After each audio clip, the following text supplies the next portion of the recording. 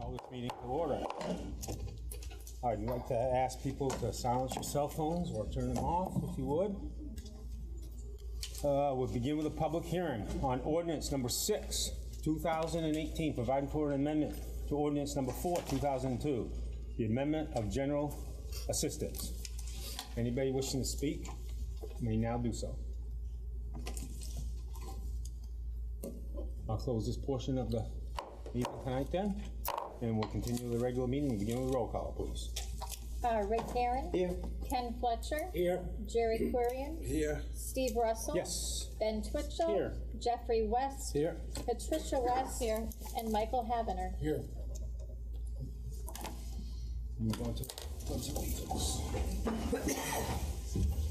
Pledge allegiance to the flag of the United States of America and to the republic for which it stands, one nation, under God, indivisible, with liberty and justice for all.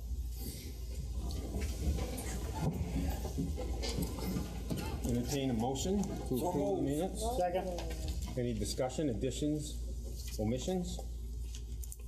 All in favor, please raise your right hand. Opposed, same sign. Passes unanimously. Communications. Annual value of membership reports from MMA. Public comment. Do we have anything? Anybody want to add anything on the membership reports from the MMA?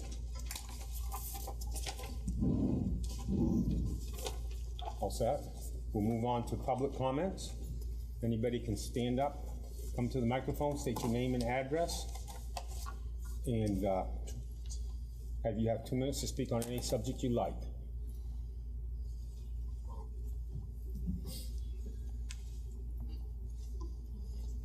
All set? If I may, is Sure. because the police fire chief's report that was in the package that we had discussed some options that we were going to, but it's not on the actual agenda for tonight.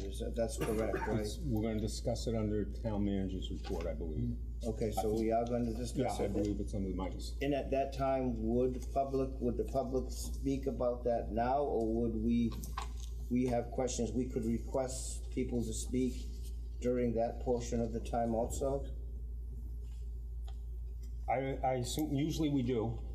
If it's not too onerous, I mean, this is going to be a very preliminary first step. Right. We will have That's a what- lot of meetings and public discussions in the future. I think this Yeah. is kind of laying out what the options are. But yeah, if somebody really felt like they needed to speak, I would let them. But I didn't want any people that came to the meeting with with the thing that they were going to speak. Right. And then when we get into extremely preliminary Right. discussions that we really have just digested since Thursday. Right.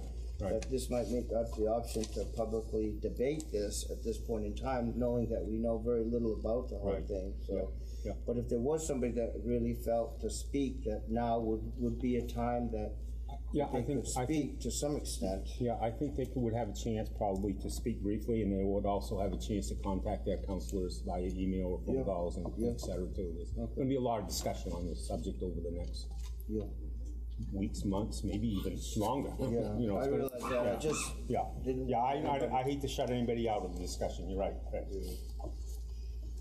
Well, we can limit it to 2 minutes. Yep. So if nobody wants to speak now on the public comment part, we'll begin with the reports of committees and commissions, and we'll start with the town manager's report. Yes, Mr. Chairman, I have 2 items. The first one is the marijuana committee met last week. Chief O'Leary is the chair of that committee, and if the council wishes, he could give you a brief summary of what transpired. Go ahead. Good evening. Like Mike said, this was our very first meeting. What we did was we just went over some brief topics about, and we had a brief review of what the law is going to entail. And through the end, by the end of the time we had our meeting, we did agree that we should opt in for the medical marijuana, and that we should take a wait and see until the state figures out what they're going to do with because they're still working on the commercial aspects of the marijuana issue. Since we already have a medical marijuana establishment in Winslow, we felt that would be a good step. And until we really, because there's a lot of aspects of this new law that as stakeholders is that we can have some control. First of all, we have to opt in to allow establishments, and there's four types of establishments. There's a marijuana store, cultivation facility, products manufacturing facility, and testing facility. Now, there's pros and cons to each of those businesses, and I think what we're going to really have to do is really dive down to each one of those and see what's going to be best for the town of Winslow. What we also did was the town of Acton, which is down in southern Maine, which is about 2,100 people. It borders the New Hampshire border. They did a really comprehensive study, which really did a lot of our work. I'm not sure if you've read it. They conducted extensive interviews with individuals in Colorado and Washington, and they did a really outstanding job building that report. And how they developed their committee is they had half the committee was really for marijuana, and the other half was not for coming into town. So it was a really balanced committee, and by the end, some of the members that were in favor of bringing it, when they were educated, they changed their minds and said, we need to really limit that aspect.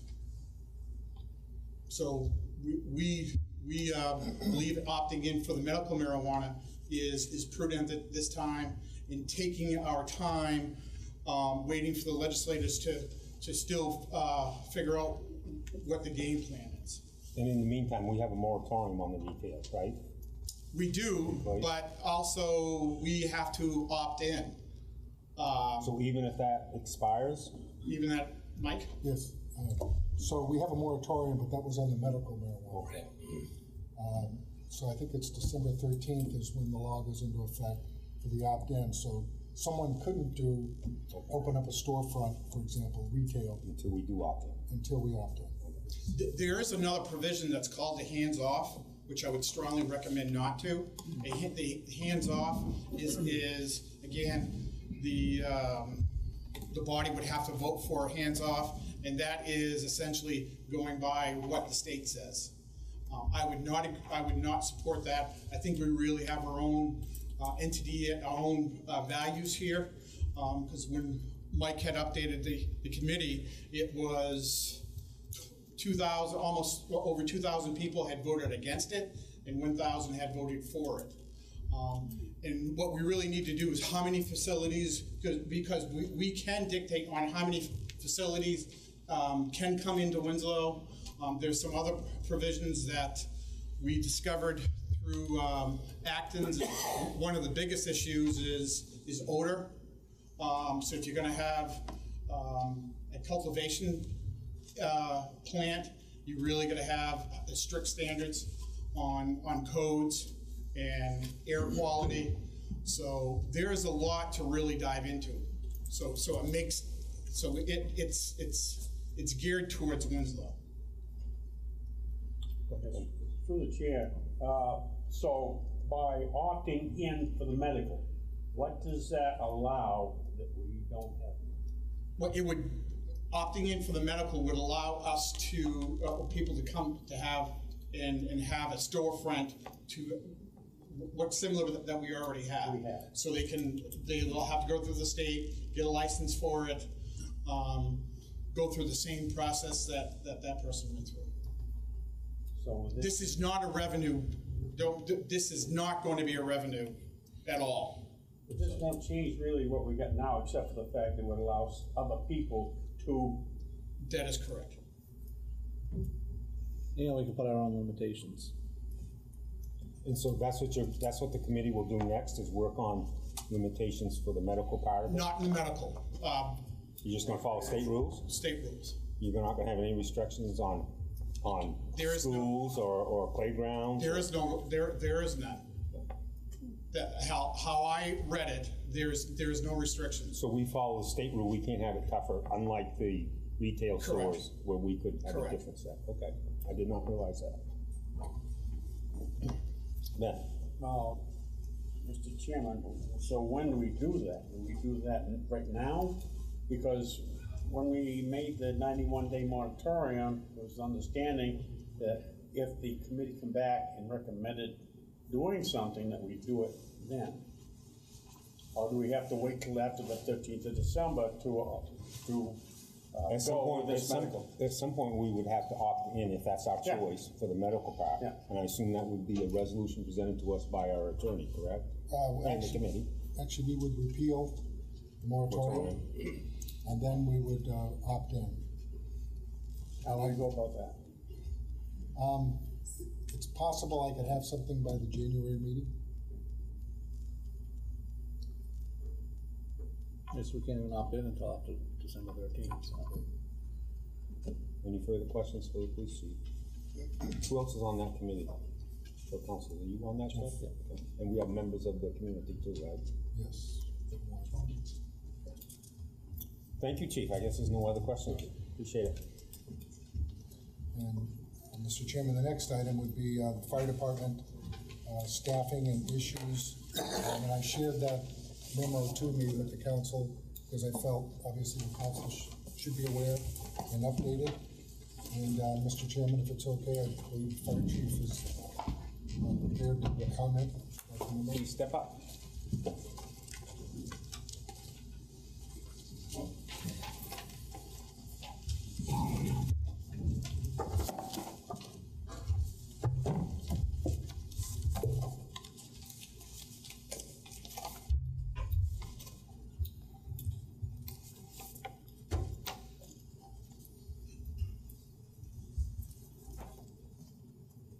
Chairman Russell, members of the Town Council, Town Manager Heavener, thank you for allowing me the time to bring forth the current staffing needs of the Winslow Fire Department.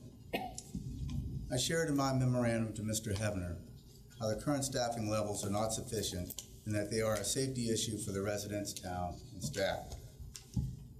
The question is often asked, why do so many fire trucks go on a fire call? Or, why do you need so many firefighters? A coordinated fire attack is broken down into several divisions of labor, specific job functions that are required to perform life-saving tasks and extinguishment. These tasks are necessary at every structure fire.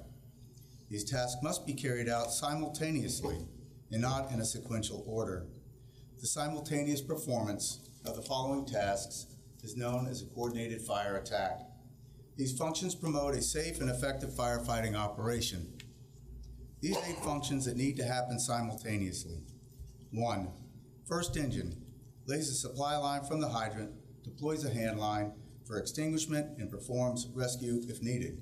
Officers to do a lap of the structure to perform a complete size-up. A minimum of 3 people is necessary. Second engine establishes water supply to the first engine, stretches the second line as a backup to the first, or provide protection to exposures. A minimum of 3 people necessary. A pump operator operates the pump to ensure proper pressure and water flow for extinguishment. This is 1 person. It's typically the first engine driver. Another pump operator operates the pump of the second engine to supply the first engine. Water supplied to a large diameter hose that was deployed from the first engine. This is necessary for continuous and uninterrupted water source. This is 1 person, typically the second engine driver. Search and rescue. A rapid, systematic, and thorough process that is carried out in extreme and adverse conditions with the removal and initial treatment of victims. This is a minimum 2-person team performed usually by the first ladder truck. A ventilation team carries out the systematic removal of heated air, smoke, and gases from the structure and replaces with cooler air. This enhances the ability of the search team to locate victims. It improves life safety by the removal of the toxic atmosphere. This requires a minimum of a 2-person team and is typically the first ladder truck. Rapid intervention team, a required team of at least, and this is at least, 3 firefighters and a cache of tools for the purpose of rescuing firefighters who become lost, trapped, or disabled while operating in the IDLH, which stands for Immediate Danger to Life and Health. Minimum 3-person team, usually 3rd engine or 2nd ladder truck. This really needs to be at least 6 people should they need to be deployed. 8th and final is the incident commander. This is the person responsible for the overall operation. They are the overall tactician, strategist, and coordinator of the listed functions to ensure life safety, incident mitigation, and property conservation is achieved. 1 person, the chief. That is a combined total of 16 firefighters, company officers, and a chief officer for a safe, effective, and efficient fire attack. That is the very minimum for the listed tasks. There is additional requirements of rehab, salvage, and overhaul. The nationally recommended safe staffing level per the NFPA, which is the National Fire Protection Association, their guidelines are 2 in, 2 out prior to entering an IDLH. When responding to a fire, we have to wait for additional help to arrive prior to entering an IDLH. Currently, the department has 6 career firefighters, 2 for each shift.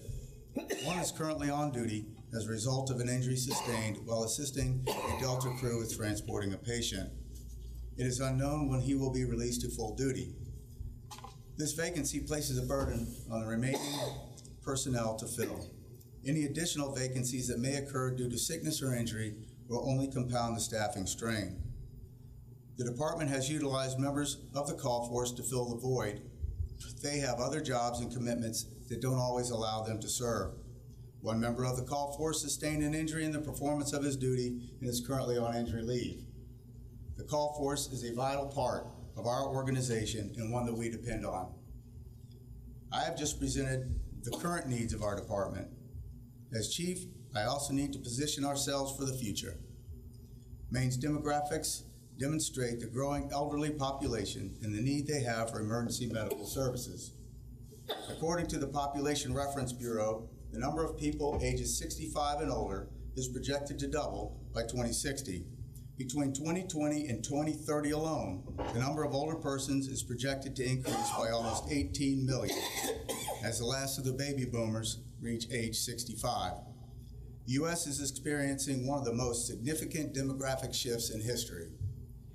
According to an article in EMS 1 dated June 7, 2018, for any period of time, the impact from population growth is doubled when you add the impact of an aging population. This means you will soon have to address a 16 to 20% or higher increased demand for service. The growing population of the elderly isn't the only increase in demand for our emergency services. The growing opioid crisis is an additional need for first responders. There is definitely a need for a dedicated ambulance to serve our town. While I am not wanting to compete with the service Delta ambulance provides, I need to illustrate the lack of timely response our citizens have received. For November alone, Delta's response to Winslow was delayed more than 10 minutes over 17 times. The longest delay was 21 minutes, followed by an 18-minute delay. 3 times they were delayed 15 minutes, and once they were delayed 13 minutes. And sadly, 1 time they were not available to respond at all. The nationally recognized response time is 6 minutes. Winslow has relied on the town of Clinton's ambulance 4 times this year. I don't think I need to emphasize how important this would be to a patient with life-threatening injuries when the golden hour is so important. So important for definitive care. I certainly wouldn't want any of my loved ones to have to wait for an ambulance, and I'm sure no one else would want that either. My intent is to illustrate how the current demand is not being met. Understandably, Delta serves 17 communities, 3 hospitals, is responsible for all of Maine General's and Northern Light Health critical care ground transports. They respond to approximately 20,000 calls a year with an average of 17,500 transports. Their ambulances pull double duty. They transport patients from emergency responses, and they do inter-facility transports. They want to maintain the transports. Meanwhile, Winslow residents and those of surrounding communities wait. It is my desire to improve the service to our community by increasing our staffing level and at the same time provide an ambulance service dedicated to Winslow. The added personnel would be dual trained, like our current staff, to perform both fire and EMS functions. The added personnel would provide flexibility so that all employees can fill any needed position. If approved, I would implement the program gradually by purchasing a quality used ambulance and the required equipment and supplies necessary for a transport license. While awaiting licensure, the process of hiring can begin. Upon receiving the license, we would have the personnel to staff and run calls. Within the first year, the process of purchasing a new ambulance would begin. It can take up to 8 months for an ambulance to be delivered. Once the new ambulance is placed in service, the original ambulance becomes the reserve unit for coverage should a second call occur. Again, the call force is a vital part of the ambulance implementation and provides us flexibility to suit the call situation. The goal of implementing an ambulance service to increase staffing would be to have a minimal impact on taxes. An outside billing company would be contracted to handle transport billing. This system and projections I've presented will work and will be successful. It has already been implemented successfully in Clinton, Albion, and it is a nationally recognized delivery model. This is not a local issue. This model has been successfully implemented in numerous jurisdictions throughout the state of Maine. The national trend has moved in the direction of a fire-based EMS delivery model. Over 40% of EMS transports nationwide are handled by fire-based EMS systems. Most importantly, we will be enhancing the service to our community by being able to increase staffing to the Winslow Fire Department and putting the citizens of the town of Winslow first.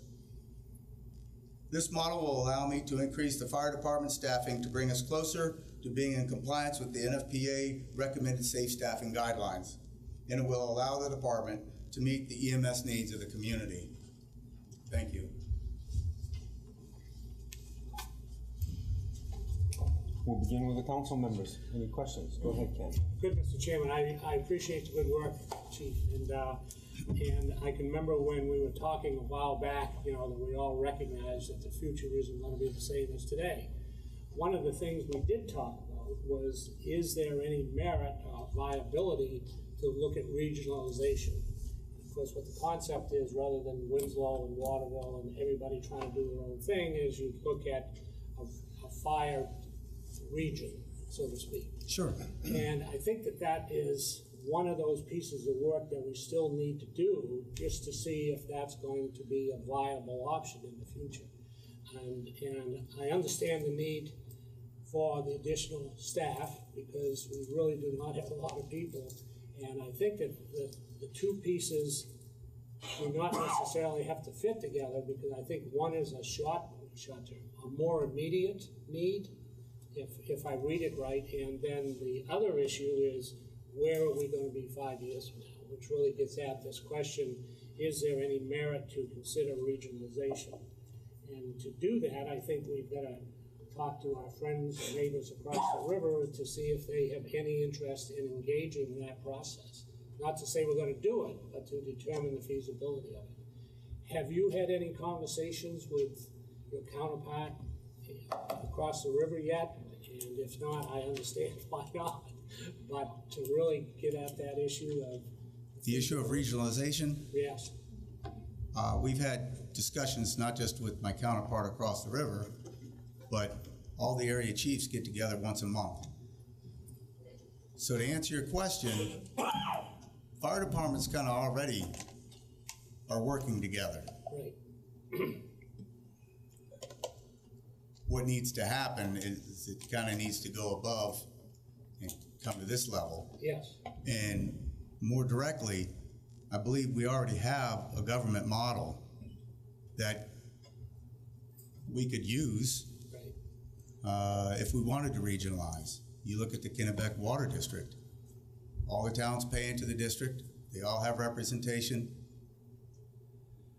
I think it's a possibility. I don't know what the time frame would be. I think this could be an impetus to that, because we have relied on the town of Clinton. You know, we do rely on each other. So we kind of already operate in the mode of regionalized suppression. The problem is it's like if you could only go shopping at Hannaford's, Right. you know, you have no other choice. And I think we need to explore the option of taking care of our own. Well, and you know, I certainly agree with that, but I think that's a piece of work that we're really going to have to spend some time on. One of the thoughts just coming in this meeting, I know we've talked about it before, but would this be a good opportunity for the two managers and the chairs of both councils just to have an informal discussion and really answer the question, is there interest in looking at regionalization with Waterville as a beginning point? Because it's really going to go beyond that, but I'm almost thinking that if Waterville has no interest, then the sooner we know that, the better off we're going to be.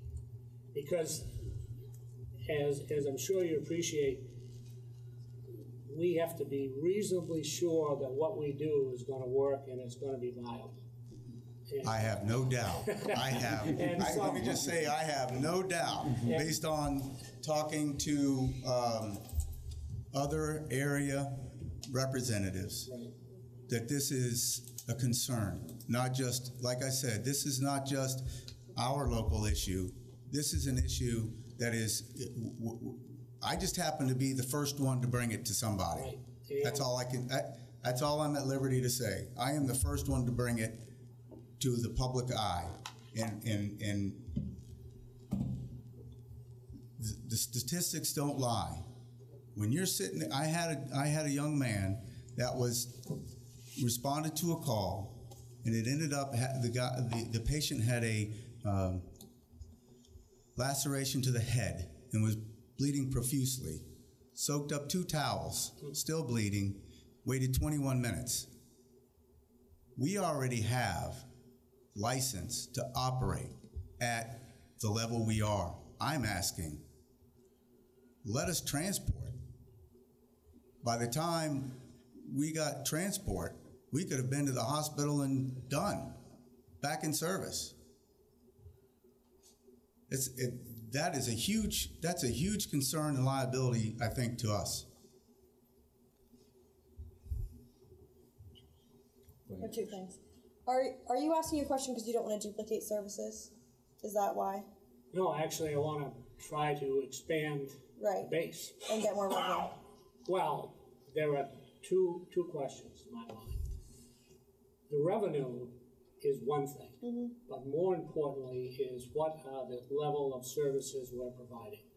The revenue from transport, yeah, that's a plus, but at the same time, I think that we've got to be sure that what we're doing is going to work. And the whole point around discussing regionalization is there any economies that we can grow the services we provide and do it more cost effectively?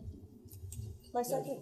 But the transport issue, I think, is a distinct issue in itself. And I would suggest that if we aren't getting the level of service that we expect, then we should be having conversations with the transporters and find out what's the barriers in that not happening at the level we want. And I can't imagine that we're the only town that's got that issue. Seeing it, yeah. My second question, Sean Essler is here, and I'm going to call him out. Can we talk to him? Can we ask him? You know, one of the questions that you had was you wanted to know if we discussed it with Waterville. Everyone kept looking at you, so I might as well call you out and ask you what your opinion is. Everyone kept turning around. Can I wait 1 second and allow other councils to speak to Archie first, and then we can move in that direction? Did you want to say something, Raymond? Yeah, just, because from my understanding, and maybe I'm wrong, but a lot of the emergency cases now are going to, like, even to Augusta. So for the emergency room at Augusta and bypassing the emergency room at the old Thayer Hospital. So I'm sure you've looked at that and saying that, can we have a rig out for 30 minutes there, 30 minutes back to call? So sometime we would, we wouldn't have that ambulance available in the town for that period of time. And my second question would be, long-term wise, we can look at the possibilities of the solutions and, your recommendations and implement those, I think, but those are probably, I would say, a minimum of how long you think it would take to implement this. I guess that's one half a question I would ask you right now, if you could answer that. Sure. Well, do you want me to answer the first one first? Yeah, sure, that'd be great. What I'm proposing is to put a dedicated ambulance to serve the citizens of Winslow. Yeah. I certainly hope the insinuation is that we would be standalone. I mean, there is an ambulance service here, and if they wouldn't want to supplement and help us if we would be in that situation, there are other private ambulance services that would be more than willing to come down here and help us. Yeah. So to answer that question, coverage, we can handle coverage. Clinton already helps us. Albion has an ambulance sitting there. I am not in. First of all, I want to make sure everybody understands, I am not out to make money. I am out to make sure our citizens get care in a timely, nationally recognized standard. That's what I'm looking for. Okay, that's the goal. Implementation, you give me the green light to buy a used ambulance. I can't get licensure until I have an ambulance that is stocked and equipped for the level of care that I want to deliver. So the timing, I'm kind of waiting on the green light from the council. How about certification of the current members of the fire department to get up to the advanced level? I have a plan. I can't divulge what it is right now, but there is some work that where we will be. My members are encouraging that they are willing and wanting and anxious to take the advanced EMT class. Licensure, all we have to do is license at what we already are to permit up to a level that we might want to provide. I have a paramedic on staff. If I license to paramedic, that means I have to have a paramedic all the time. But if I license at the basic level where we already are, 40%, 50% of our call volume is basic anyway. Yeah. If I license at the basic level to permit up to paramedic, we're golden. Right. How about, my question was, that's 6 months, maybe a little bit longer out before we could implement some of these things. In the meantime, if we really feel that our wait times are really getting to a point where we're endangering, citizens of the town of Winslow in an emergency situation, can we start a dialogue or work with Delta to come up with a resolution, but yet a resolution to lower the wait times in the meantime while we investigate some of these issues? Well, that's kind of the issue. We shouldn't have to come up with a resolution. But can we have dialogue with Delta? I am more than willing to have any kind of dialogue, and I already have. I've spent 3 hours with Mr. Beals the other day, and he made an offer to put an ambulance here, and they would be contracted employees, but Winslow would pay for the personnel costs, but it wouldn't be dedicated to stay on the front ramp because he can't afford to have an ambulance just sit there.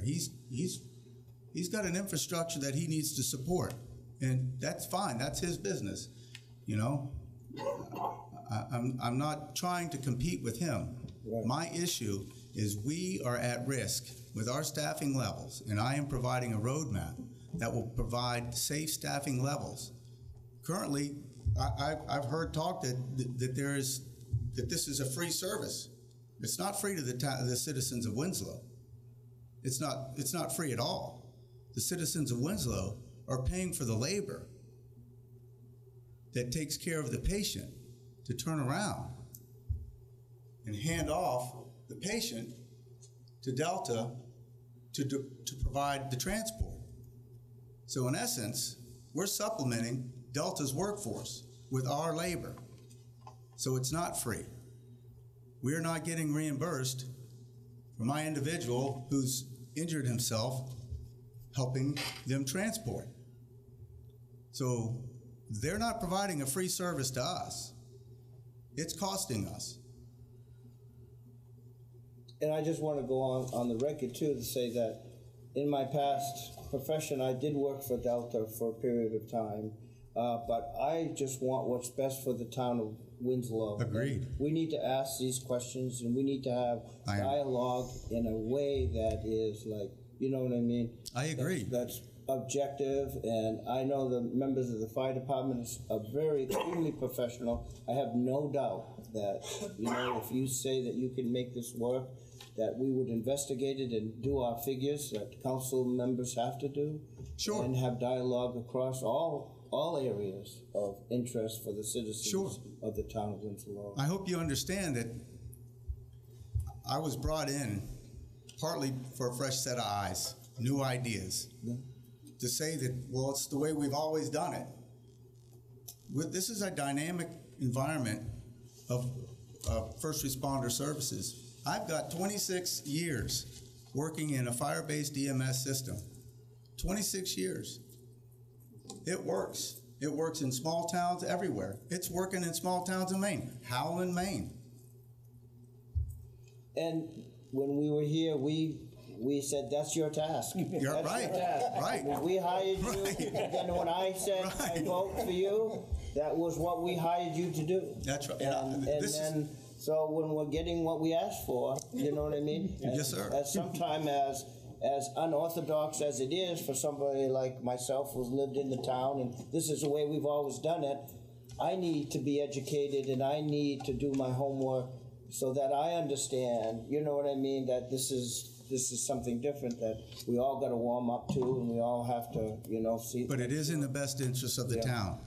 And one other issue that is a cost to the town residents of Winslow is our ISO rating, Insurance Services Office. They rate each municipality that asks for it, and we've asked for it. We have the lowest rating. That causes property insurance rates to go high. I was part of the very instrumental in the team in Fairfax that we got the rating to #1, the highest rating you can get. What that does is insurance companies look at that rating, and it's based on personnel, staffing, and how quickly you can get the requisite number of personnel to a fire scene. How quickly can you do that? How fast can you get water in the wheels on the road? That rating translates into property insurance costs. The lower your rating, the higher the cost you're going to pay for homeowners insurance. So there is costs that nobody, like that's one nobody talks about. This would put us, if we can add additional personnel, and the other thing is life cost.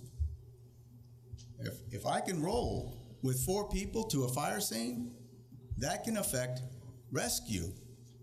Right now, until the requisite number of personnel arrive on a scene, the only thing my employees can do is sit outside and flow water in. Doesn't matter who's inside, because we have to have 2 out if 2 go in. That is the national standard.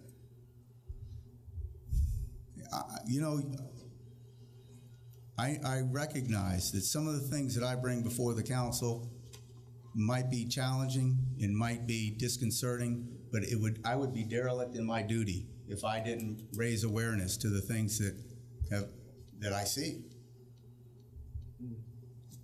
If I may, moving forward as to, you know, we've got the preliminary thing, how do we move forward? Do we form a...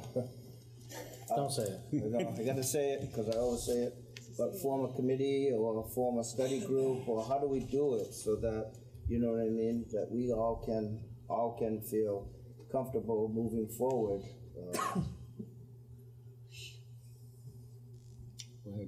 Good. Mr. Chairman, I think that, and probably I'm not fully understanding this, so help me. I think there are two issues that we're dealing with right here. There are many more that we're going to have to deal with, but there's two that the chief has brought forward. One of them is staffing, to make sure that when you go to the fire, or whatever the circumstances, you've got the appropriate number of people. That is all part of this issue, but that's a distinct issue. Yeah, they're kind of tied together. And then on top of that is the question of what do we need to do to be able to have ambulance services available when we should have them available. And conceivably, we can solve one without having to do the other. The thing that the transport does, it gives you some offsetting revenue to help pay for that. Correct. Right? But, so I think, unfortunately, that we haven't got to make a decision tonight. Correct. But the important thing, I think, and maybe where we really need to focus on, is that there's 2 or 3 steps I would suggest. One of them is that we really got to get our heads around the staffing needs, right? Yep. Current staffing, and what do we need? Without necessarily making the decision around the transport, because that is a more complicated decision in some ways, because one of the things I'd have to understand, if Winslow did that, what are the implications to the bigger area ambulance services? Because if each town did that, would we end up not having the backup services readily available because they've lost their economic model? I don't know that's a fact. I have no information, but I think that transport is another piece of work that may be somewhat independent of what do we need for staffing. I think I see what you're saying. Does the ability to transport increase our staffing there because they would be cross-trained? Is that what Say that again? Would the ability to transport help alleviate the staffing issue there? Yes. Because of the cross-training? They would be in the house and they could do either or? Yes. But they couldn't do both. Sure they could. Well, if you're on the ambulance, how are you going to the fire? Because you need rehab, you need the ambulance at the fire for any kind of patient care, for any firefighter injury, for rehab. There is a need for an ambulance currently. If available, Delta will respond to a suppression incident or any incident to request them if they're available. But aren't they called? Yes. They don't automatically call. No, they're called. Okay. Well, like I'm saying, I think that there are 2 issues in my mind. Well, I may not have got it right, but I think we need to deal with the staffing issue. Well, independent of whether we transport. And then there's another discussion around whether we want to transport. If we bought an ambulance, I've already talked to the state Maine EMS, and they have assured me they will guide me through this step by step, and it is not that difficult of a process to do. We can license to transport where we are right now. With the employees we have right now. Instead of taking the rescue unit, we take the ambulance. To answer your question about cutting ourselves off and isolating ourselves, we don't do that with our fire engines. Every town has an engine, and if we go out on a call, an auto accident or a gas leak or some other incident that we're trying to mitigate, well, we're not going to be refused help from our sister, brother, townsmen around. They're going to come. Because of mutual aid. It would be the same with an ambulance service. Well, do we have a contract with Delta now? No contract. No contract. So. And I don't know why. That's a good question. wouldn't we want a contract, I guess? Wouldn't, you know, I mean, if in fact we are depending on an entity and. Well, if we were gonna open it up to contract, I'd like to invite other private ambulance services to come in and see if, because I'll tell you one thing, right now, Brewer's got one heck of a deal. Yeah. Capital dedicates an ambulance in Brewer, supplies them with a paramedic, Yeah. and provides Brewer a stipend. Huh. Yeah. And if that ambulance goes out on a call, they backfill it. It can be done. I am open. I'm just presenting to the council. Right. You're right. There are two concerns that are blatantly in front of my face right now. And they all center around safety and risk management. Right. Safety to the citizens, safety to my career staff, safety to my call force, all of it. Right, and I appreciate you bringing it forward, and I think absolutely we need to deal with this issue. You know, I don't think anybody on this council is saying, well, that was a good conversation, let's turn around and walk away from it. I want to deal with it. And, I appreciate that. And I think that we need to deal with it, and that's my simple mind working, but we need to deal with the staffing, because that's something sounds like we absolutely need to do. And then we may need to have, well, we should have that discussion around transport, ambulance service, contract, however we got to do it. Correct. I think it's simultaneous. I would agree with you. And I think we need to do that. Thank you. Thank you. Any further questions? Go ahead. One of the things that I'm interested in is regionalization. And that was not in your report. I wasn't tasked with reporting on regionalization, but I think if you ask, and Mr. Hevener and I have had discussions about this, I think this is the first step towards it. It's no secret that there are other towns represented here. We're being watched, and we're not the only ones wanting to do this, and I don't think it would take but a nanosecond to come up with mutual aid agreement. Regionalization as the concept of there's a Kennebec Valley Fire Department, that is a little bit more, you want to talk about that, like I said, that's at his level. That is at, I'd love to, you know, honestly, I think Chief Essler and I and Chief Bickford and I could sit down and hash it out and we'd have it done in no time. We already operate that way. What's holding us back to a regional is not us. We're already, you know, put me on the committee, I'll talk to them, I'll tell them exactly how we can do it, you know? But to answer your question, sir, I was not tasked with coming up with a regionalization plan. But I do believe that this can be an impetus to that, absolutely. And like I said, with the Kennebec Water District, there's your model for how you would establish it and how you would set it up and how you would run it. Go ahead.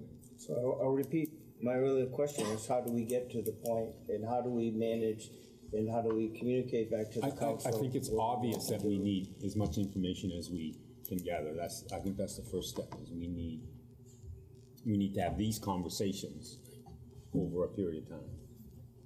But I don't know if that's a committee level or a discussion at the budget level or a combination of the two.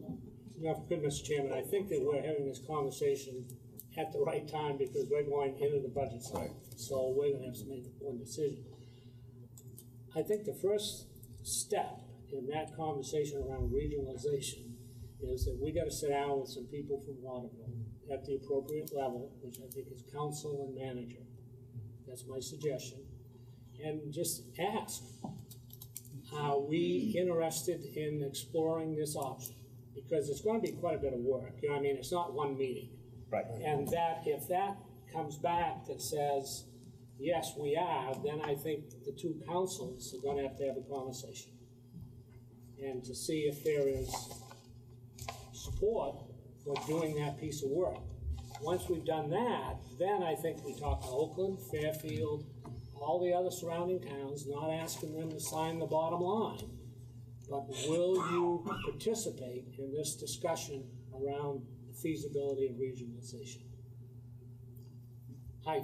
That's one way to do it. Could I ask to be included in that? Could I ask to be included in that discussion? And I do believe that my counterparts would also welcome the opportunity to be involved in that discussion. Absolutely, absolutely. You know, this will be a public discussion.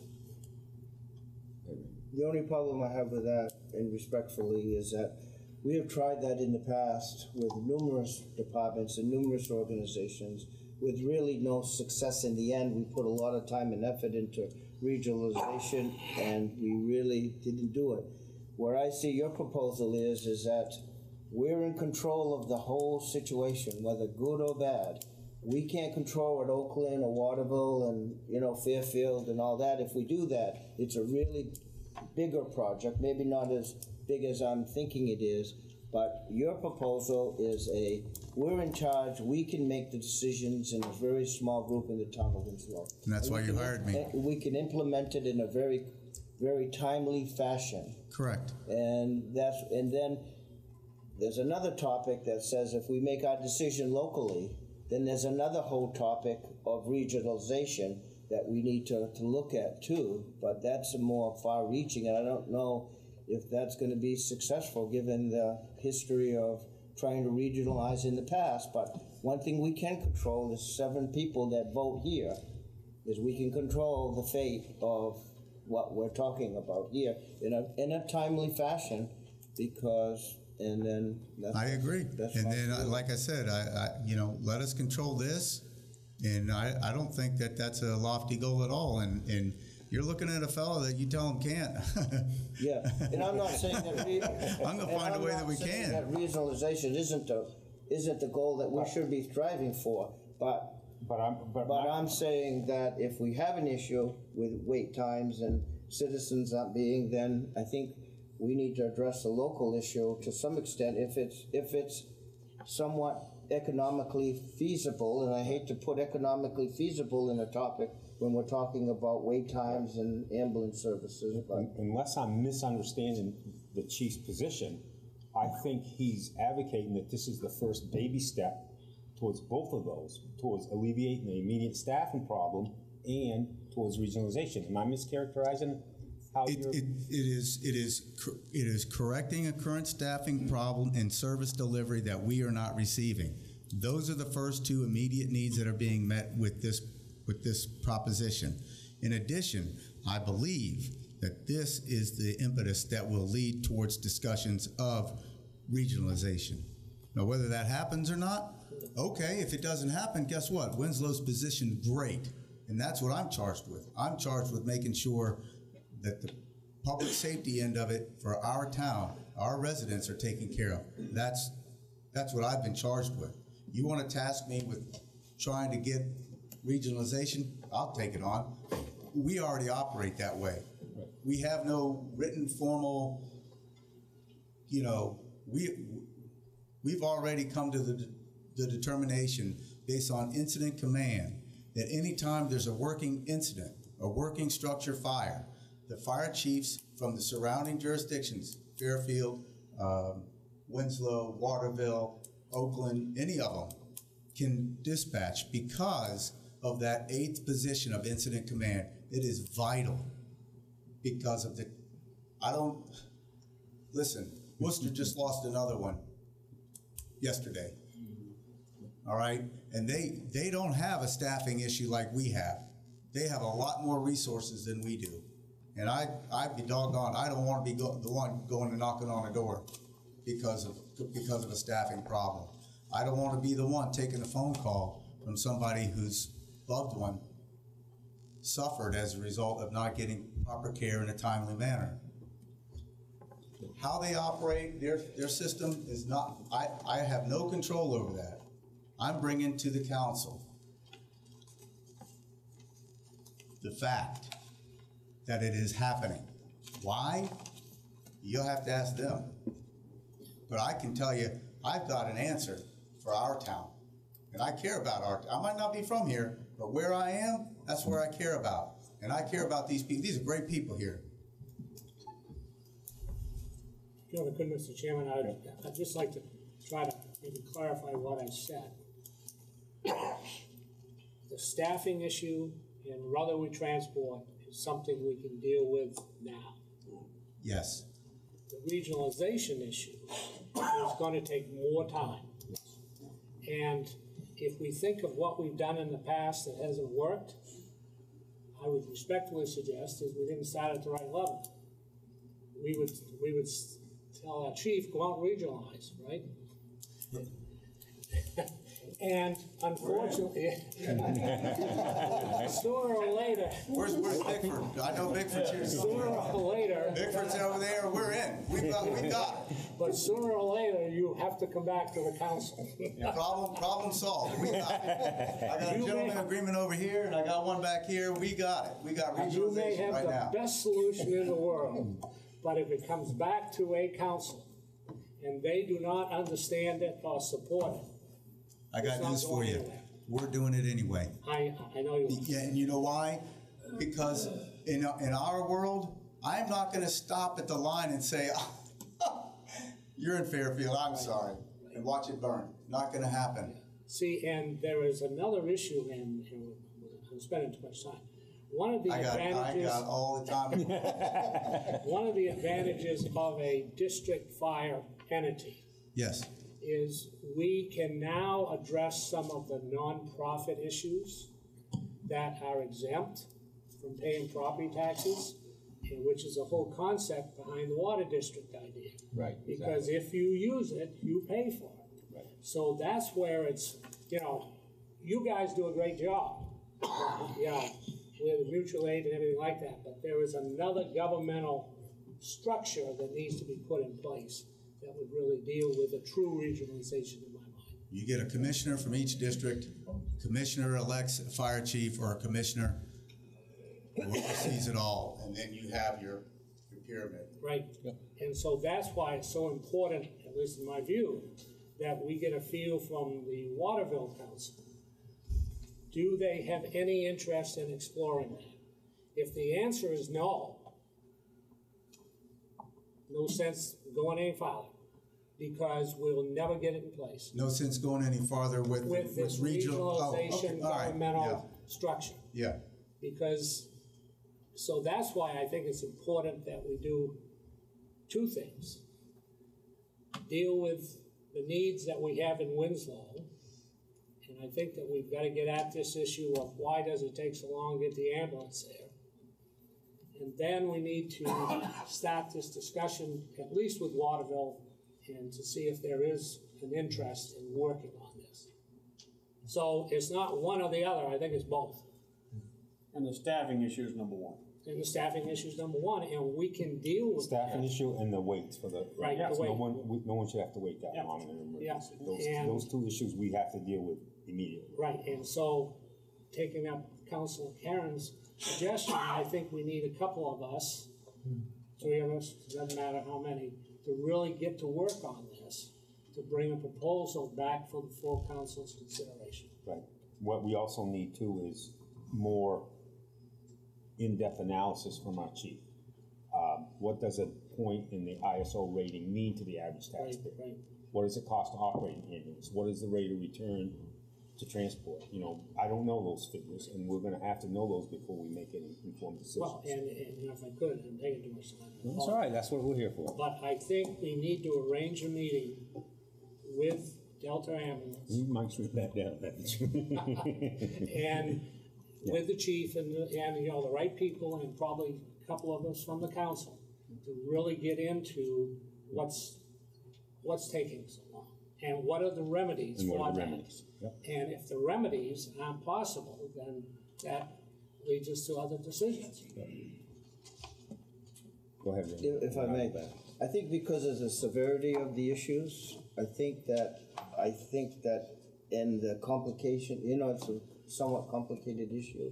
I know that a committee would be good, and I fully support that, but maybe in the interim, before we form the committee, is have a workshop, and then have where we can dissect in a more, you know, with everybody here, public obviously, but with more time, not as a dedicated agenda that we can discuss these things. We can have more than 4 days just to look at them and look at the proposal and have you come in, and then we ask a lot of questions. Like I have a lot of questions about, like, you know, I mean, the ambulance is one thing, but also, and even though it spells out the equipment, you know, like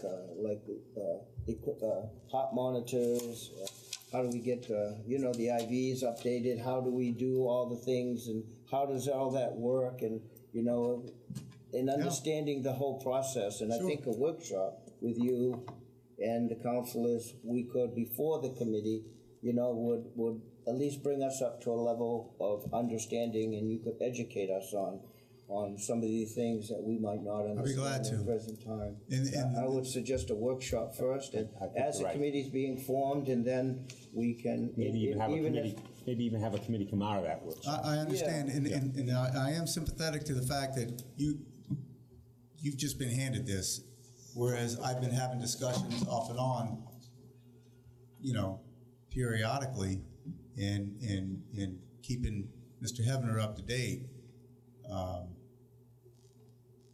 Protocol doesn't allow me to approach you and explain, you know, and I'm not trying to shut that off.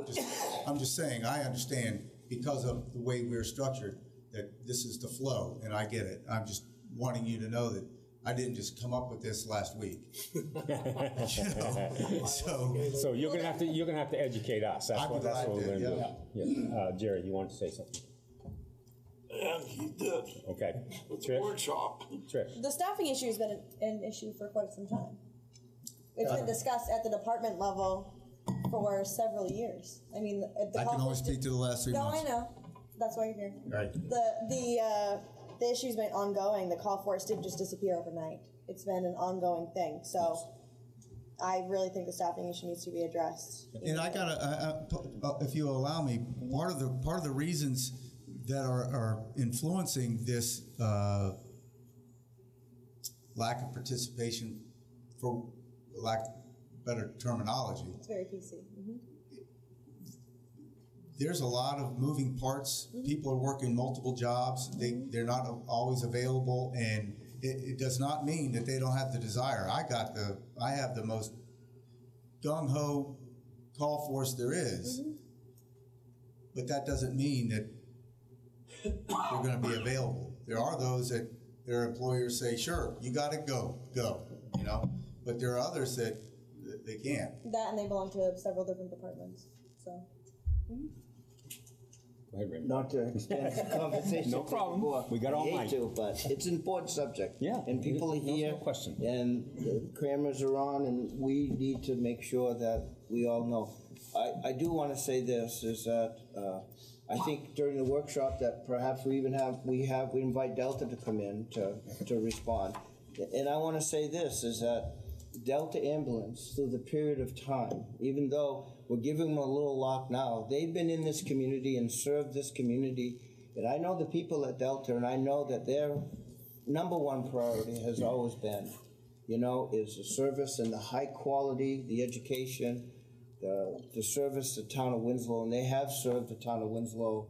And we're all going through some growing pains with the new hospital and all this stuff. I just wanted to make note that they've serviced this town tremendously, and I know the people, and just, you know, they do care about the city, obviously, that it wouldn't be in the business if they didn't, and they've worked hard to manage our needs, and just want to make sure everybody realizes that too. I understand that.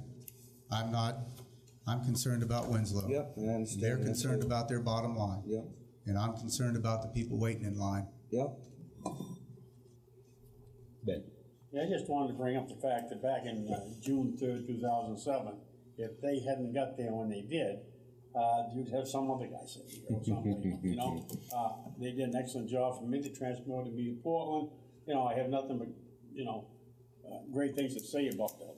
It's the first I've heard about the delay stuff. Yep. It was a rainy night. They were there at the same time our fire trucks got there. Yep. So I can see where probably there was could be problems if there's more than one thing going on. I have no complaints over what it is. I'm not saying that they're late every time. Yeah, I know. 75% of our calls are EMS related, and 1/3 of those calls for the month of November, they were delayed. That's all I'm saying. I'm not trying to disparage them in any way, shape, or form. No, I understand. I'm just presenting the facts. Yeah. But see, I hadn't, until we get this information tonight, I didn't have any of those facts. Okay, I didn't realize. I've been working fast You have. to analyze and present. And The more information, the better. Okay. yes, sir. When would we have this workshop? As soon as we can schedule it. Not the 25th of December? No, probably not on Christmas Day. Probably I not was this thinking week. next week or two, we could find a date. Yeah, I'll send out an email. Yeah. You want to say anything? I know, obviously, that there's Delta representatives in the group and stuff, and I'm not gonna put anybody on the spot, and I understand where a lot of them are just here to listen to what we are saying and what we plan on doing in the future. But maybe if they had the opportunity to speak, that they would be, and I understand if they didn't want to, but I would give them the opportunity I thought we would open it up to some of the other experts in the room. Yeah. That have a stake in this game also, but I wanted to make sure our council had a chance to question Ron to their satisfaction. Does everybody have any more questions for our chief? Thank you. Thank you very much. Thank you. Thank you. I think I will begin with perhaps, Trish, you mentioned the Waterville chief. Maybe if you would like to come up and say, if you don't want to, that's fine too. You can say no, I called you out. Sorry. Not sorry. The only thing I'll say is it was not my intent to come here and speak tonight. Yep. We have a lot of my friends and good people in this room, and I really appreciate it. I just want to tell you this, I think I'm safe to say this, that no matter what plan that Chief Rodriguez sets in front of the Winslow Town Council, the Waterville Fire Department is going to stand behind that plan. And I think I speak for Chief Bickford as well, in that same regards that the town of Fairfield the Fairfield Fire Department will also stand behind that plan. We work well with Delta every day. The issue that's being explained here is a much larger issue in the city of Waterville, a much larger issue. And I'm going to work with Delta initially to try to solve the problem, and if we cannot come up with a problem, I'm going to be presenting a very similar plan to the city of Waterville. Thank you. Appreciate that. Yep. Would someone from Delta like to step up to the mic? I hate to put you guys on the spot, but if you would like to say something, you're more than welcome. We're gonna make sure that this topic gets discussed as much as necessary. Sure. Thank you. My name's Tim Beals. I'm a resident of Winslow. I'm also the director of Delta. And I just would welcome the opportunity to work with you as you go forward. I'm not going to really, but other than that, I think that's just welcome that opportunity. I think we're all in the same business, and that's to serve Absolutely. the needs of Absolutely. the citizens. Yep. I don't think there's any question about that. Okay, thank you. I appreciate that. Any further discussion on this topic? Anybody from the audience like to get up and speak for 2 minutes on this topic? Go ahead. State your name and your address, please. Columbia Lane, my name is Bill Sadowski. Where's the money going to come from for this? That will be part of the analysis. We're going to do a cost analysis of it. This is going to cost a fabulous amount. Do you know how much an ambulance gets paid by the insurance company to transport? Yeah, that's what I'm saying. This is going to cost a fabulous amount of money. And the town of Winslow hasn't got the money, period. Well, I guess we won't argue that point now, but... We're going to build a school. But if we have the ambulance and we're doing the transport, and we're going to get paid to do that transport. We don't need an ambulance. We got Delta. Okay. It's a matter of working out the situation. I think we're in the And very I can tell you this, talks. we will not make a decision here at this level without first looking at every single fact and every single figure. And I think I speak for the rest of you that the decision we make will be based on the facts and the cost analysis of what it would cost us. And if it comes up that the citizens are safer with Delta and it's cheaper with Delta, then we will not be changing. I can assure you that. But we don't know that until we have all the facts in front of us, and that's what we're going to do. And you're going to form committees and all this stuff, and You waste have to have, time. we can't, you want us to make a decision without any facts and figures? No. That's what we're gonna do. This gentleman walked in and he's gonna come with all kinds of proposals for big city people. We haven't got the money to pay for this. And if we find that out, then we will reject his plan. Look at it. It's We plain will. and And simple. all of our meetings will be public, so we encourage Yes, everyone to attend. you'll be welcome at every meeting. We'll be calling for committee members, and you're I'll be welcome to there. apply for it. I'll be there. Okay. I would like to be a committee member. Thank you. Any other comments? There's one thing I can tell you about the town of Winslow is we don't do anything behind closed doors. It's all open, and we will discuss the facts. Any other comments from the community, if anybody would like to get up and speak? If not, we're gonna move on with a regular council meeting. And if I can find my agenda, there it is. Are we going to the table business tonight? No. Am I read? We will begin with the old business. Ordinance number 6, 2018, providing for an amendment to ordinance number 4, 2002, the amendment of general assistance. What is your pleasure? So moved. Second. Moved and seconded. Any discussion? Is that going to be a roll call vote? It is. If there's no discussion, we'll take a roll call vote. Ken Fletcher? Yes. Ray Karen? Yes. Jeff West? Yes. Jerry Quirian? Yes. Ben Twitchell? Yes. Patricia West? Yes. Steve Russell? Yes. Okay, now we move on to new business. And we will begin with ordinance number 8, 2018, an ordinance providing for an amendment to Chapter 14, Article 4, zoning districts by adding warehouse stores as a conditional use in the rural and conservation zoning districts. Be ordained by the Town Council of the Town of Winslow as follows. Whereas the planning board voted unanimously to recommend to the Town Council that warehouse storage be added as a conditional use in the rural and conservation districts. Now therefore be it ordained by the Town Council of the Town of Winslow, making that Chapter 14, Article 4 in the Winslow Town Code titled Zoning Districts be amended by adding warehouse stores as conditional use. So moved. Second. Moved and seconded. Open for discussion.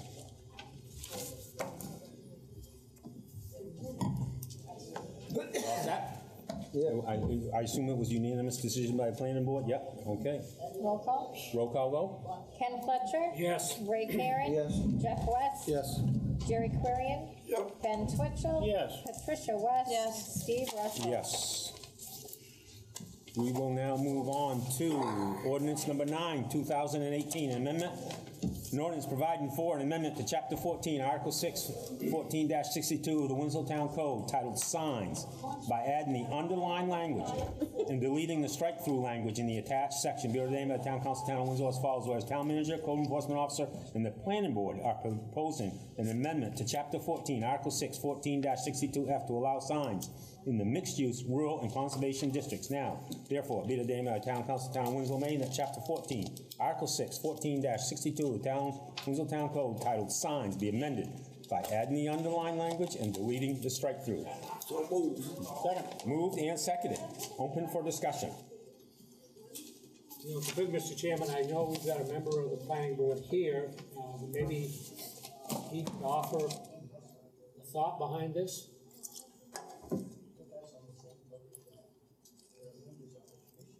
It's pretty clear that what's proposed here, and that is to allow the mixed-use district to become more reliant on being able to have. Essentially, that's what it's. Okay, thank you.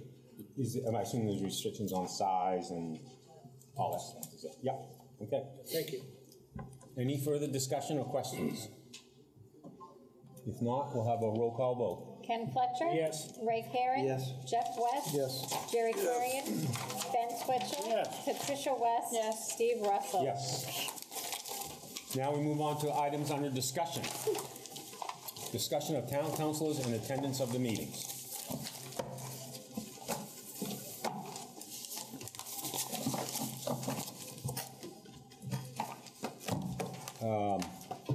I know I was contacted by a member of the public, and I believe there was at least one other council member that might have been too, about councilors that don't attend meetings.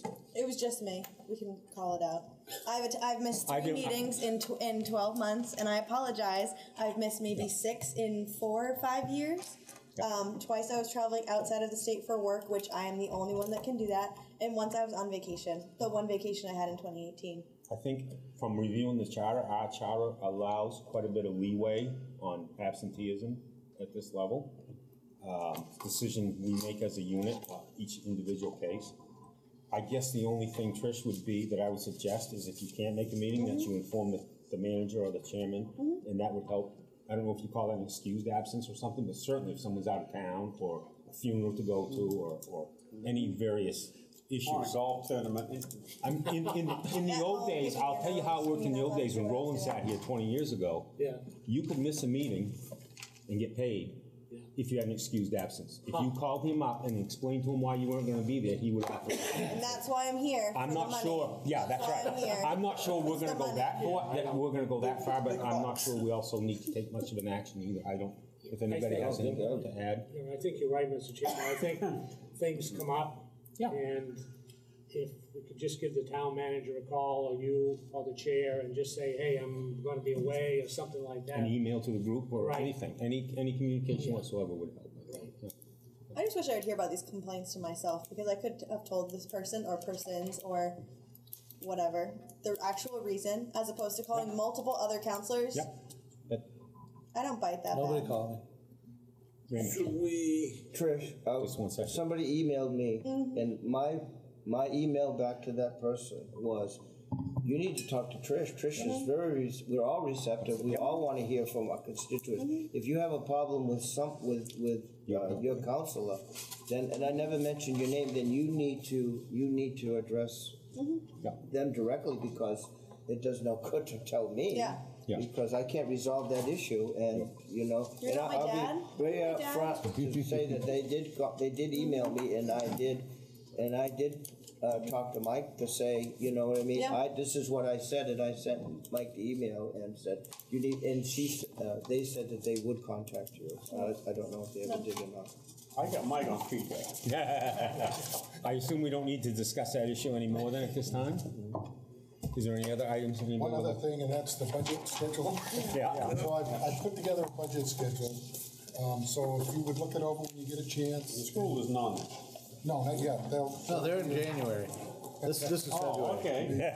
It'll be March. And there is a meeting on Monday at 6 p.m.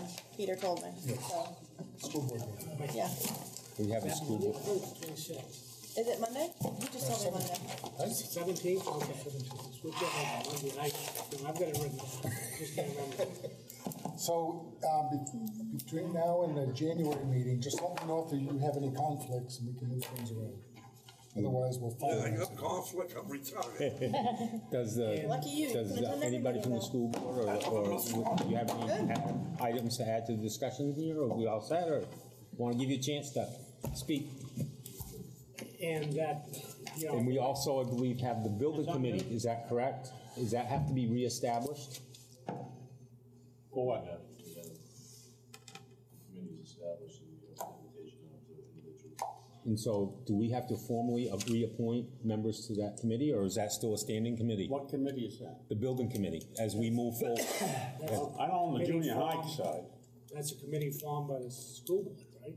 But we have at least one council member representative now. Yes. And I assume we want to continue that there's no question on that, right? Unless I got kicked off, am I still on it? I attended a lot of meetings. You're welcome to attend them all. You're welcome to attend them all. Right. That one time. Are we all set? You want? Well, but the intent of the building committee isn't what we're gonna build, it's how we're gonna build it, right? Which would be progress reports and whatever feedback and so forth that. We want a council member on that, I would assume. Well, and also a report coming back to the council as a whole. Right.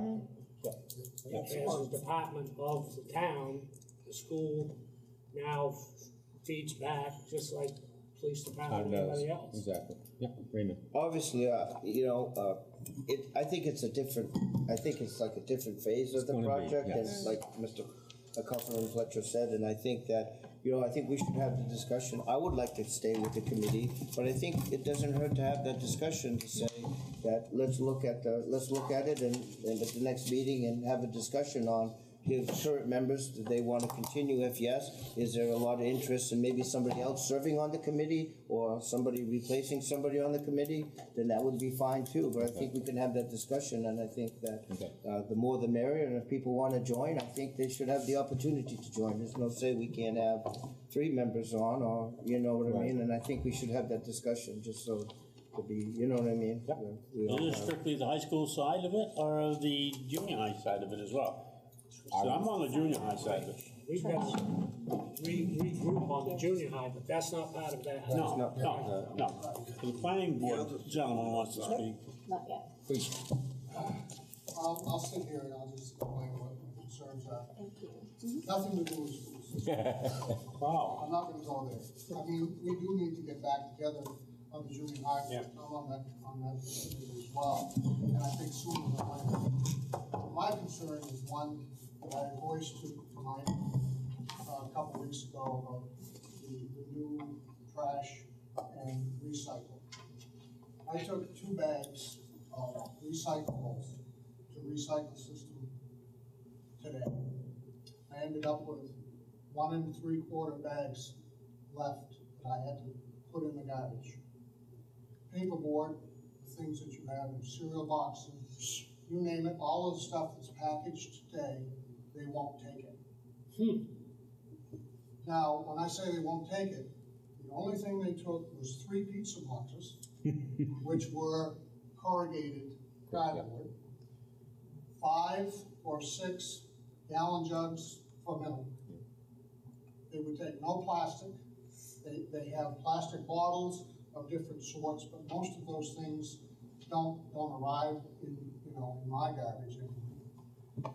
So I ended up putting 2 more bags in the trash system this afternoon before they came. Now my understanding was that they were going to be recycled. That's not recycling to me. Paperboard is being refused there. And when I say it's the pretty paperboard that's not corrugated, it's whatever you get. Everything's packaged now. Yeah. They said they had 6. I don't know if they were tractor trailer loads or truck loads of that stuff that's already there on site that they can't get rid of because nobody wants to buy it. And that material won't biodegrade because it's got plastic or a type of plastic on the face of the paper. So I guess my question is, does anybody else know this?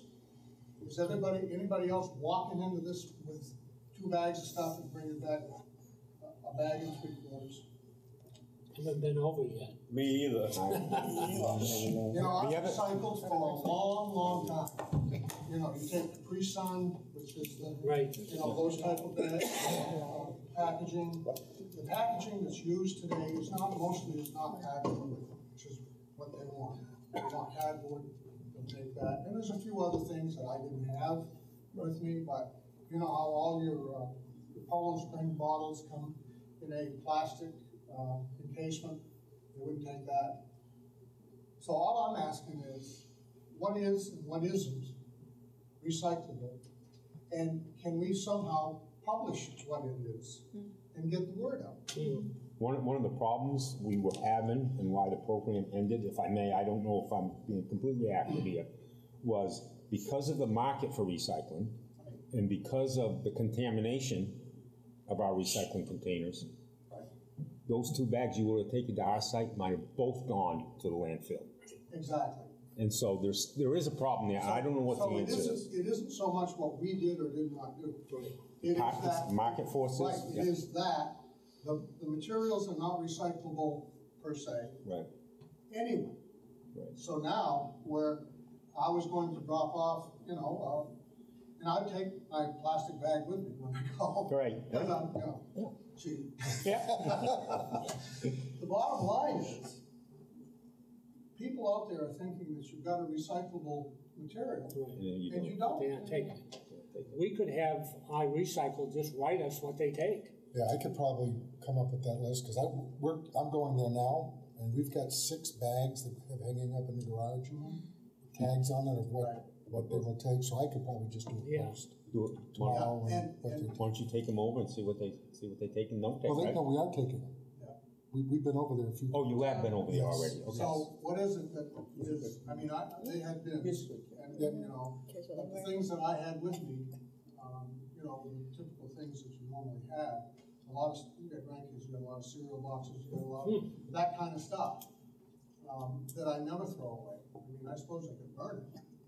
But, Yeah. you know, throw it in the wood stove. The recycling has been very frustrating to us. It has, and it's been a major discussion point on the What's Happening group as well, so when you do send that out, I can post that information and disable comments, so they have to contact the counselor. You know, it's not my intent to cast aspersion on what we did. It's my intent to find out what we can do and at least get that information. Now I know, put the info now I out know there. that I'm gonna throw it away. Right, yeah. Didn't like it, but I gotta do it. Right. But how many other people are out there thinking about this? Or just saying, the heck with it, I'm not even gonna bother to go. Right. Which is the other side of that coin. You know, it was put out there that, well, you can take your recyclables over there. But when in fact, you're really not going to, it's not worth the trip. Well, see, I think the thing that's happened, and I've got to get over that, but the paper, I call it the paper board, the mixed paper market is gone. And it sounds like that what they've made the decision is, even though that's recyclable, they aren't gonna collect it because they can't get rid of it. And actually, the last newspaper article I saw, Eco Maine, who's got that system, they used to get something like $80 a ton for it. Now they're paying $60 to get rid of it. Yeah, it's the other way around. It's the other way around. They did, by the way, take newspapers, which, that's fine. Newspapers and corrugated cardboard? Unlike most people, I don't get the newspaper every day. Most people read it online, I do that too, but, you know, the bottom line here is, the things that are available to recycle don't seem to be what, now. Yeah. There's no market. Thank you. Raymond. Mike, I'm not gonna ask you about Hallwell and Halifax. Thank you. Just to add to Gary's, we used to run 30% of our product was recycled fiber. You know, runs of 15% into that mix. And when the customer, our customer, which is print shops and other things, when they found out now that the price of recycling is so high, you know, was so high and the cost was expanding, is that no one wants to pay for more recycle now than they did 20 years ago because it costs more and that bottom line is really marginal. So that recycle market is not there anymore like it used to be for, you know, for fine paper, I would say offhand. And the second thing I would like to say is, Kyle Price is in the audience. I would like to thank you for some of the counselors went to the elementary school and you gave us a tour of the facility with the teachers, and I just want to thank you for the effort. And the teachers, if you could have feedback that they gave us into showing us around and showing us some of the situations that happened at the school. Thank you very much for that. You're very welcome. Anybody that didn't get a chance to do that, we can certainly set it up for you. Yeah, I missed it. So. Yes. Just 2 seconds. I know that some of you are planning to attend the Monday night school board meeting, which is one of those opportunities that I want to encourage you to come to. Monday night we're doing a presentation. One agenda item is a presentation of scores, which for the board. But we're going to present the scores in such a way that's going to give a foundational understanding of some of the ins and outs of scores, some of the barriers that we face with the scores. So if any of you could participate and attend that, I think it would be a good informational piece for you, because it kind of sets the pace for what's coming up next in terms of what some of our requests are. Kind of gets at your question kind of last year about, you know, what's some of the information, why do you need certain things, and it gets at that. The other thing is that building committee is a pared down version of the members who are already on it. You're absolutely right, Ken. This is not a committee to decide what we're going to build. It's a committee to talk about, you know, moving forward. Here we go. This is what we have any roadblocks, speed bumps, and individuals who are on there were individuals who would be representative of certain areas and names that were given to me. Josh, if you want to be on, if you want to be considered to be on that, more than welcome to have you You're good. Okay. I think you're good. I think we'll have that discussion as to, Yeah. next meeting, as to additional members and stuff that we would recommend from the council. And maybe, That was already maybe done. not, I don't know. Said at the last But I meeting. think it needs to be opened up, and it needs to make sure we have representation that the council feels is Because I think I snuck on. I was like in the first group, and then I just kind of kept attending. I mean, last time So- we did this, I mean, having gone through this before, you know, this committee tends to, you know, we go through some of the milestones, where we are, where things are going, some of the finer details on, you know, look at the plans, hey, Jason, I think we ought to add another light here and a little something there, you know, it's really kind of some of those finer points. Yeah. That, you know, really. I was on the construction committee, but we never got to the construction part. We were on the committee together. So. Just as a point of clarification, that's at 6 o'clock at the middle school library? Is that correct? Okay. If we have a date on Monday, move, find another space now, turn or somewhere if we need to. Any other I was gonna discussions? say, on that, I think the thing that would be very helpful, because there's a lot of detail you're gonna go through. We're gonna move that light and everything. Most people don't really need to know that or wanna know that, but I think the milestone, you know, where is it on schedule, what's coming next, so forth, that can be just readily available for anybody in the town. You know, it hadn't gotta be a detailed 500-page report, but that critical path, you know, type of work. All set? Entertain a motion to adjourn. So moved. Second. We are adjourned.